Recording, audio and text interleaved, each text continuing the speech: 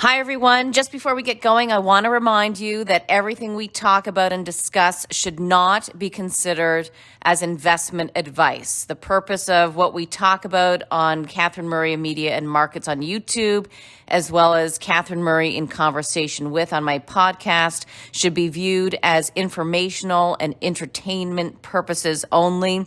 Please definitely do your own research, your own homework, and definitely consult an investment professional before making any investment decisions. And also to note, some of us might hold positions in some of the stocks that we discuss.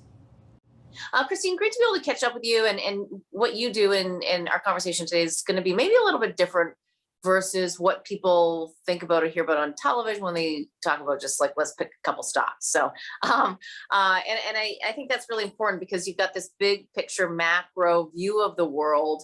And you are a manager of managers, which a lot of people don't really know what that is, and it's for Sun Life. So why don't you just describe a little bit about what that means, what the role actually is? It's a very sophisticated role, really, in the industry.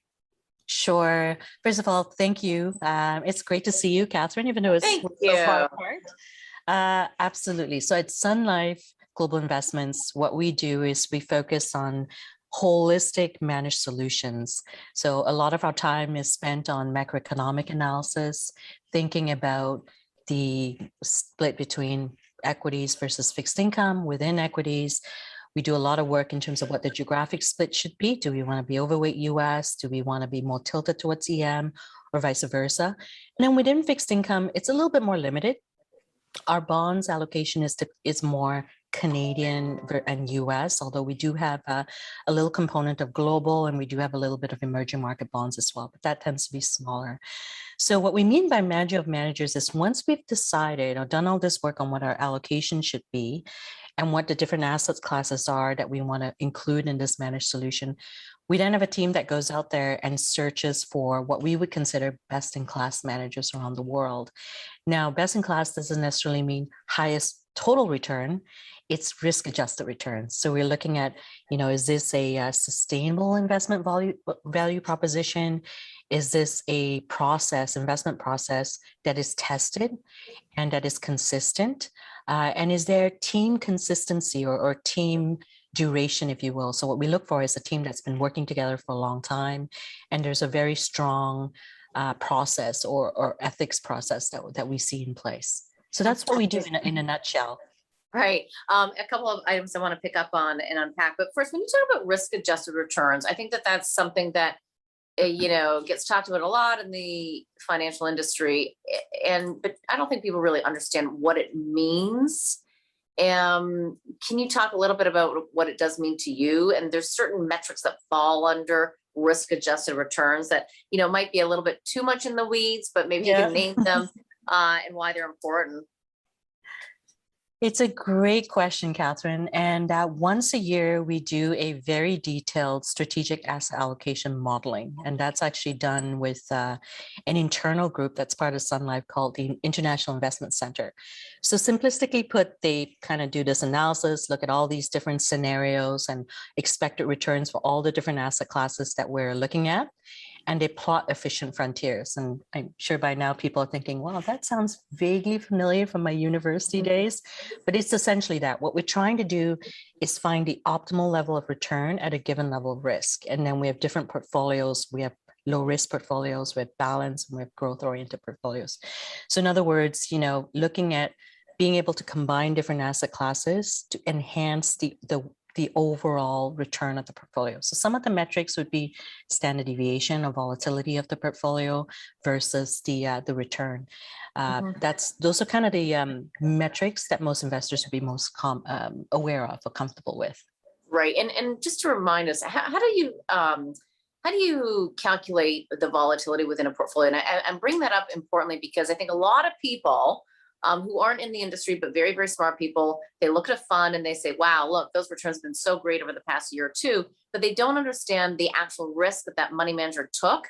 And when I say risk, I'm not saying buying a good company or bad company. I'm saying that a company that maybe the stock went from 200 to 600 back down to 100, like that's the kind of, is that what you're referring to? That's right. So Standard deviation, I won't go into the actual calculation, but essentially, if you think of a normal distribution, going back to our stats class, you want to look at plus or minus one standard deviation. What's the likelihood your return falls within that band? Now, there are some funds where you're not aware necessarily that your range of potential returns is quite wide. So if you happen to be invested in that fund at a time when the market favors that category, so it could be tech stocks, for example, or just to use a category that we're very familiar with over the last 18 months, stay-at-home stocks. If you think of the Pelotons of the world or the Apples of the world, they've done extremely well because we were all stuck at home. We were working from home and doing everything from home. So because you're not aware or not necessarily thinking about the potential variability and you're investing at the right time, you might be underestimating the potential downside when things start going the other way. So that's what we mean by volatility and standard deviation. So a simplistic analogy would be the less volatile stocks would be typically stocks like utilities, where a lot of your returns will come from dividends as opposed to capital appreciation. And overall asset classes, you would also expect less volatility from bonds versus equities, because again, a lot of your return would typically come from the actual coupon or the yield that you're getting. Right. On the higher end of the volatility would be, say, your commodity stocks, right? So when oil's at $20, an oil stock has much different earnings profile than when oil's at 82, like where it is today. So that's how we think about it. Now, just because an asset class or a stock or an industry is volatile doesn't mean it's bad, because when you put it into a well-diversified portfolio, it can actually contribute to the overall risk-adjusted return. So that's the other factor you need to think about as well. Yeah, and I think that, and I appreciate you going through the details of that. When somebody does see a fund manager and see great returns, what's the metric then that they should be like saying, wait a second, I got to look at the returns, but I've got to look at the risk-adjusted return. What will it say actually on a fund prospectus or what have you, risk-adjusted, or should we be looking at standard deviation? What would be the common one that they're using these days? That's a great question. And these are all stats that we would look at when we're selecting managers as well. So for a lot of retail investors, you can go online and find not just the short-term return. I would encourage you to look at the longer-term return. So your 3, 5 year, and if there is a 10-year return, look at that. So you can get a sense of, is most of their return coming from just a single good year? So again, we use the stay-at-home stocks as an example.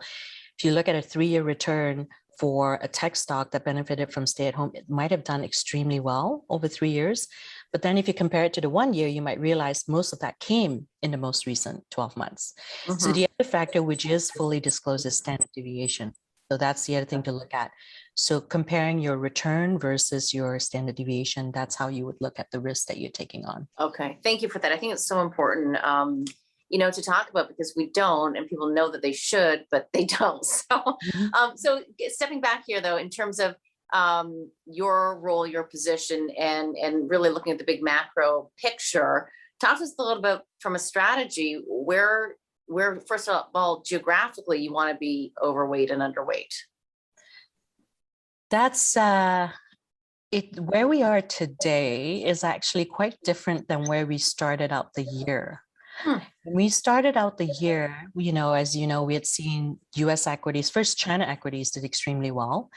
In the second half of last year, they were the first into the lockdown, first to come out.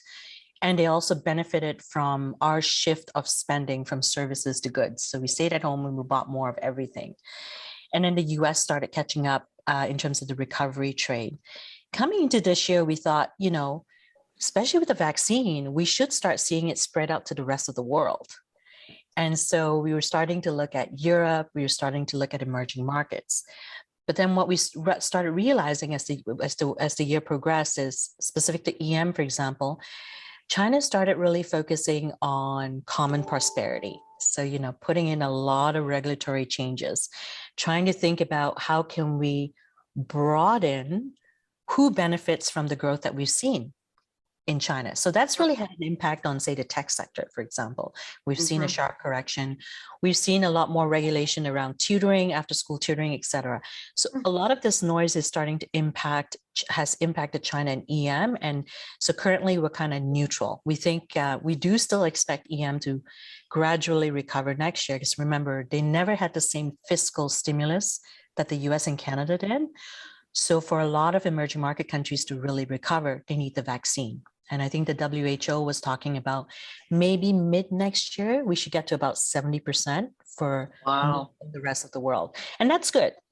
So the Pfizer pill is a net positive. We're not entirely sure how it really, how available it will be for the rest of the world. We certainly think it'll help what's happening in the US and Canada, but not sure if it will really help South Africa, for example, at this point in time. So right now we're is that just more from a manufacturing perspective? We just don't have. That's right. Supply. So it'll be similar to what we saw with the vaccine. Manufacturers will have to ramp up. So I think that whoever orders first will get it first, and that'll be the US, maybe Canada, maybe Europe.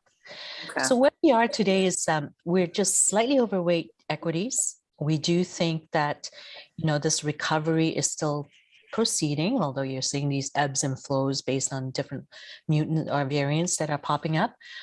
We do have a tilt towards cyclicals. We prefer the cyclical companies that are going to benefit more with this reopen.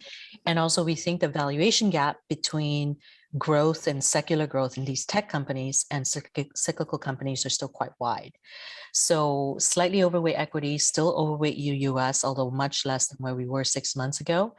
Neutral, basically global, and neutral emerging markets, kind of just reflecting, a more balanced risk reward for EM and Europe right now. Okay, and that's for Europe and EM. What are your expected returns, though, or have you normalized your expectations for 2022 for US and Canadian equities, just given the strength in the rally? Some people think that we have pulled forward the performance, whether it's in the stock market and or profits and profitability. Where do you stand on that debate? We are cautious. I think our expected returns are quite muted for 2022. And to your point, exactly what you said, we've pulled forward a lot of everything. Just if you look at PE multiples where we're trading at today, and in part, the elevated equity multiples are because bond yields are so low. So you kind of have this situation where historically, bonds and equities tend to be negatively correlated. So in other words, when bonds do well, equities don't do as well. But right now, because where yields are, it's actually positively correlated. It can actually both sell off on the same day. So we do have relatively conservative expectations for returns next year, maybe in the high single-digit return on a well-balanced equity portfolio. But we do think next year, depending on how the vaccine rolls out, you might see this rolling recovery to the rest of the world start to benefit internationally. Fixed income is trickier. On the bonds, it's a lot trickier. I know. It's amazing to look at this US 10-year yield at 1.4 was 1.6 prior, and it just kind of bounces around in a range. But, following Fed Chair Jerome Powell last week, he obviously struck the exact right chord for the equity market. That's right. To continue its upward march and upward momentum. It's pretty incredible, because I think, everybody was expecting to see these rates rise maybe sooner than not. And I don't think that's the case, or at least the market's not thinking it's the case. Yeah, there's certainly starting to reprice a little bit the expectation, right? Unlike what we're seeing in Canada, where there are still quite a few hikes being priced in for next year, because maybe Governor Macklem isn't quite as dovish, or he's kind of towing the line a bit more closely. Yeah, it's I was going to ask you as well about Canada. Then where do you see the rate expectations here, and do you think they'll be right? Is the market pricing it accurately? Yeah, it's that's a big debate for us, Catherine, because if you look at just the fundamentals, so putting everything else aside, just looking at Canada in total isolation, recognizing that we can never do that, we have fully recouped all the jobs that we lost during the pandemic. So in terms of on the job front, we're actually way ahead of the US. We still have a little bit of a fiscal impulse. So the Trudeau government is talking about still some stimulus and some infrastructure spending. So that's going to be net positive. And inflation clearly is an issue for us, even though we are a producer of a lot of basic commodities. So if you look at that in isolation, you would say, yeah, it makes sense. We've started tapering and we should be looking at hiking rates from extraordinary low levels. Now, when I say we can't look at it in isolation, is our biggest trading partner is the US. So what the US dollar and CAD does is very important. So right now, the market's actually pricing in about 4 hikes for Canada over the next 12 months and only 1.7 for the Fed. So, it's part of the reason why the CAD has been quite strong. And is that a good thing? Does that impact some of our economic activity, like exports, for example? It's too soon to tell. So it's a complicated question because you're seeing the bottom up telling you one thing, but then the relative story, relative to the rest of the world, relative to the Fed, is kind of pulling you in a different direction. So far, you're still seeing that wide gap between expectations from the Bank of Canada and the Fed. So we'll see how that persists. And I think because there's so much uncertainty and valuations are high in certain areas, and there's other areas you just know you don't want to go into, I think a lot of people are looking for alternative assets and asset managers. Is that one of the areas that you also obviously have been invested in for years, or no? Absolutely. So when I say we do this annual asset allocation modeling, part of what we do in that exercise is we look at what other asset classes make sense in a well-balanced portfolio. And as part of that, we think about what the new issues are or the bigger issues are that we need to address. So several years ago, we had highlighted inflation and low yields as being an issue. And today, clearly it's much more of an issue than it was even several years ago. So we do have private fixed income in the managed solutions. It's a relatively modest allocation because there are liquidity considerations. And we also Canadian commercial mortgages. So again, it's like relatively modest allocation. The other thing that we've done is on the, so you'll notice most of this on the fixed income side, because we feel like the biggest challenge right now is on the fixed income side with yields where they are and inflationary pressures. The other thing we did is we have a manager that basically offers us what we call opportunistic fixed income portfolio. And they can essentially almost go anywhere and do anything. So they can invest in currencies because currencies are essentially a zero duration bond, right? Because you take no duration risk, but you get the overnight rate of that country. They can own Chinese sovereign bonds because it's still paying 3% with basically a very high credit rating, for example. So they're able to do all of that. They're able to own real return bonds. So you get the inflation protection in there. So that's where we've added a lot of unique or more illiquid options. On the equity side, what we added recently was a very interesting natural resources mandate. As Canadians, when we think resources, we think oil and gas and mining. This mandate, we do have traditional infrastructure. We do have traditional REITs as well. But the third sleeve is actually invested in agribusiness, water, and clean energy or renewable energy. So that's kind of a forward-looking definition of natural resources. Right. And even though, that's a manager that you've hired, do you know how so it's not something that you're personally picking the stock or whatever, or the company, but how are they investing in water? It's a great question because typically you think utilities, that's it. And they certainly own a couple of utilities. They also own a few companies in China, for example, where they're dealing with water cleaning or water technology. And they're also looking at companies that are finding unique ways to, for example, transform or enhance the supply chain of manufacturing. So a lot of their companies are in Europe that they're invested in. Some are in the US and some are actually in China because the water issue is probably the most obvious and the most urgent in China at the moment. I mean, obviously there are parts of the US like California where we know it's issue as well, but from a country level, it's a big issue in China, and that's where they've actually dedicated a lot of investments. Got it. And just for our viewers to understand as well, in terms of the products that are available, 2/3 of your investors are actually institutions. You're a manager for these big institutions that want help in terms of where do I allocate capital? That's number one. And so retail clients can actually also join in those managed solutions. But That's then right. you also at Sun Life operate, I call them mutual funds. Is that fair? Yes, that's Okay. right. There's always new They're also hybrid like funds. they're sort of pieces that you can put together if you like. So we have US equity mutual funds, we have Canadian equity mutual funds, and clients can sort of pick and choose among those as well, or they can choose to invest in the managed solutions. Got it. Which is kind of a little bit more what we're talking about. That's right. That's right. Okay. And Christine, just to kind of talk about, you mentioned this in terms of what natural resources looks like going forward. Talk to us a little bit about how you and your team are thinking about ESG investing. What's changed, how difficult it is to, maybe get the exposure, but also make sure you're doing fiduciary duty in the sense that you're going to try to get the best returns for your clients. I think that's a bit of a struggle at times as well for money managers.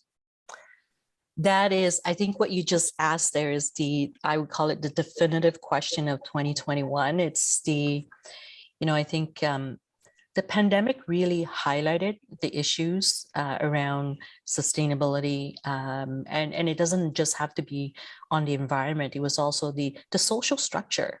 So, Yeah. we clearly saw, even in Canada, there were certain segments of the Canadian population that were far too fragile. They were just one step away from being very disadvantaged. And it was fortunate the government stepped in with a lot of stimulus. So that was a big part of it. So the social need really became a highlight.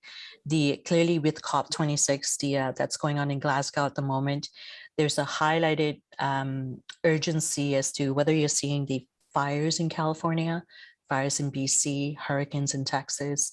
All of this is really highlighting that. So it's starting to really resonate. I mean, the younger generation, the millennials and younger, they were always more focused on ESG. But I would say the last 20 months, the world is now focused on ESG.